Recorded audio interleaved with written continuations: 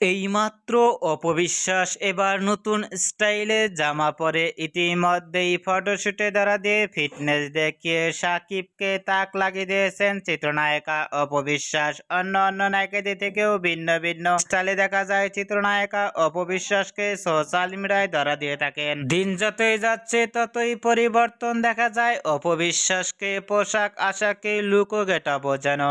অপবিশ্বাসকে এবার নতুন স্টাইলে ইতিমধ্যে জামা পরনে লুক ও গেটআপ দেখে সোশ্যাল মিডিয়ায় আলোচনায় ট্রেন্ডিং এ দেখা যাচ্ছে চিত্রনায়িকা অপবিশ্বাসকে নিয়ে।